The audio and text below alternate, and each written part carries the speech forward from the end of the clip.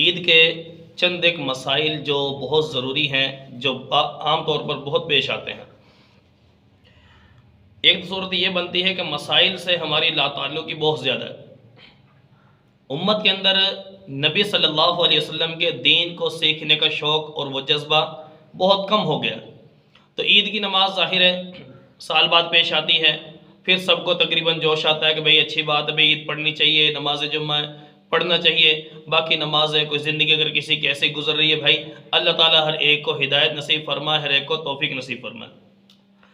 تو پہلی بات تو یہ ہے کہ عید کی نماز جب جماعت کھڑی ہوتی ہے تو اس کے لیے بعض حضرات پریشان ہوتے ہیں کہ بھئی امام ہاتھ اٹھائے گا تو ہم ہاتھ اٹھا لیں گے، لیکن جن کو امام نظر نہیں آ رہا ہوتا تو وہ ساتھ والے کو امام سمجھ رہے ہوتے ہیں کہ بھئی ساتھ والا اگر ہاتھ اٹھائے گا تو میں بھی ہاتھ اٹھا لوں گا۔ زائد تکبیروں کا مسئلہ بنتا نہیں ہے، لیکن اگر ساتھ والا ہاتھ نہیں اٹھا رہا تو میں بھی نہیں اٹھاؤں گا۔ دوسرا مسئلہ، اگر ساتھ والا ہاتھ باندھ لے گا تو میں بھی ہاتھ باندھ لوں گا، اگر ساتھ والا چھوڑ دے گا تو میں بھی چھوڑ دوں گا۔ تو پھر ایک اندازہ ہی چل رہا ہوتا ہے۔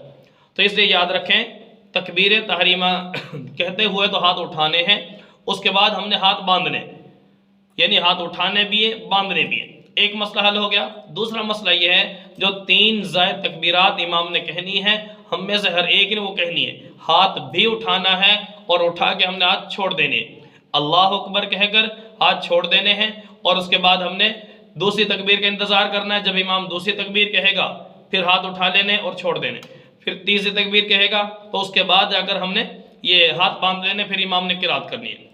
اور یہ تو پہلی رکعت ہو گئی۔ دوسری رکعت کے اندر ہوگا یہ کہ جب امام کھڑا ہوگا تو پہلے امام نے وہ قرات کرنی ہے، سورہ فاتحہ اور سورت پڑھنی ہے، اس کے بعد امام نے جا کر یہ تکبیرات کہنی ہے۔ تو 3 تکبیرات رکوع میں جانے سے پہلے کہنی ہے۔ تو یہ آسان سا طریقہ ہے، آپ اپنے ہاتھ اٹھانے اور باندھنے اور نیچے چھوڑنے کے اعتبار سے اس مسئلے کو خاص طور پہ یاد رکھنا۔ اور دوسرا مسئلہ یہ پیش آتا ہے کہ بعض دفعہ امام کے ساتھ آپ شامل اس وقت ہو رہے ہیں عید کی نماز میں کہ جب امام قرات شروع کر چکا ہوتا ہے۔ پہلی بات تو بھائی کوشش کریں کہ عید کی نماز ہے آپ وقت پر پہنچیں۔